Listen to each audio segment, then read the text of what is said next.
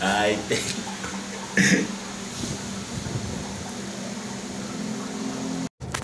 dito nga po ang deliver ko ngayon sa Petron, Bagong Kalsada, Calamba, Laguna. Ayan po yung tanker truck trailer na dinadrive ko. At bigla akong na-CR. Ayan. Oh, napahanga talaga ako sa CR nila dito. May electric fan pa. Oh, yan, adjustan, pwede yung laksan, pwede yung hinaan. Diba? Pero mas sumanga ako dito. High-tech, oh. Di nyo na kailangan ng bidet. Diba? Ayan, oh. Ayan.